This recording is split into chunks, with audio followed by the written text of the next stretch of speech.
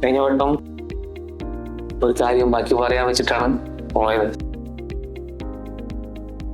കച്ചവടം. പല NRIകളും ഞങ്ങളെ സമീപിക്കാറുണ്ട് ബിസിനസ് കൺസൾട്ടേഷന് വേണ്ടിയിട്ട്. എല്ലാവരുടെയും ഇപ്പോൾ ഏകദേശം ഒരു 8 വർഷമായി ഇന്ത്യയിൽ ഓപ്പറേറ്റ് ചെയ്യുന്നു. ഗൾഫിലും ഞങ്ങളുടെ സാന്നിധ്യമുണ്ട്.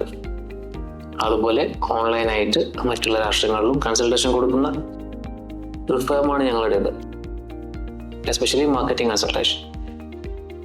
ഞങ്ങൾ പലപ്പോഴും അനുഭവിക്കുന്നൊരു പ്രശ്നം എന്താണെന്ന് വെച്ചാൽ, പല ആളുകളും ബിസിനസ് തുടങ്ങി കഴിഞ്ഞിട്ടാണ് ഞങ്ങളെ അപ്രോച്ച് ചെയ്യുന്നത്. അതായത് അവർ ചിന്തിക്കുന്ന രീതിയിൽ, അവർ കണ്ട രീതിയിൽ ബിസിനസ് മുമ്പോട്ട് പോകാതെ അവിടുന്ന് എല്ലാം കുറേ കാര്യങ്ങൾ കേട്ടിട്ടായിരിക്കും ബിസിനസ് ചെയ്യാൻ വേണ്ടി വരിക. Especially NRIs.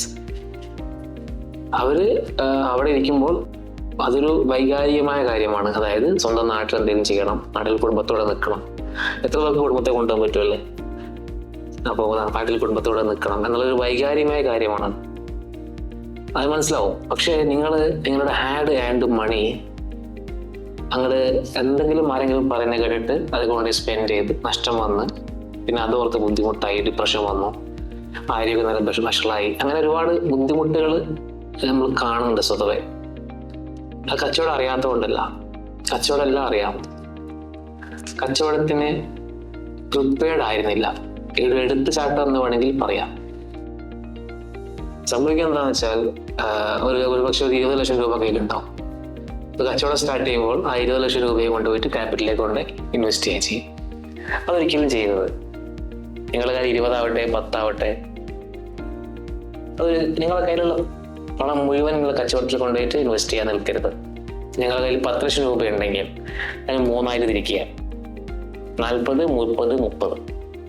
ഈ 40% നിങ്ങളുടെ ക്യാപിറ്റലായിട്ടും ബാക്കി വരുന്ന 60-ൽ 30 നിങ്ങളുടെ ക്യാപിറ്റലിന് ബാക്ക് ചെയ്യാനുള്ള ഫണ്ടായിട്ടും ബാക്കി 30 നിങ്ങളുടെ പേഴ്സണൽ ഫണ്ടായിട്ട് മാറ്റിവെക്കുക. അതെന്തിനാന്ന് വെച്ചാൽ, ഒരു കച്ചവടം സ്റ്റാർട്ട് ചെയ്തു, അതിനൊരു കൂളിംഗ് പീരീഡ് ഉണ്ട്. ആ കൂളിംഗ് പീരീഡിലാണ് നമ്മൾ എന്ത് ചെയ്യുക?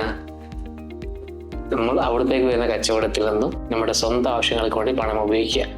ആ സമയത്ത് നിങ്ങൾക്ക് ബിസിനസ് സ്കെയിൽ ചെയ്യാൻ പറ്റില്ല. ഒരു അത്യാവശ്യം വന്നാൽ നിങ്ങൾ ലോണിനെയോ അല്ലെങ്കിൽ മറ്റുള്ള ആളുകളിൽ നിന്ന് കടം വാങ്ങുകയോ ചെയ്യേണ്ടി വരും. അൺഎക്സ്പെക്റ്റഡ്ലി ഒന്നും പ്രതീക്ഷിക്കാത്ത രീതിയിൽ എന്തെങ്കിലും സംഭവിച്ചു കഴിഞ്ഞാൽ പിന്നീട് നിങ്ങൾക്ക് ആ ഒരു കടത്തിൽ നിന്നോ ആ ഒരു ലോണിൽ നിന്നോ കരകയറാൻ പറ്റൂല.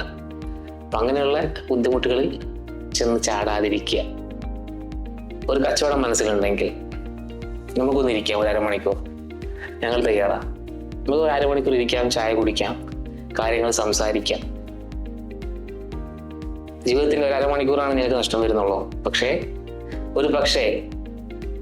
ഞങ്ങളുടെ അനുഭവ സമ്പത്തൊന്നും നിങ്ങൾക്ക് കിട്ടുന്ന ചില വിവരങ്ങൾ ആ അരമണിക്കൂറിന് ഒരു ജീവിതത്തിന്റെ വിലയുണ്ടാവും. Thank you.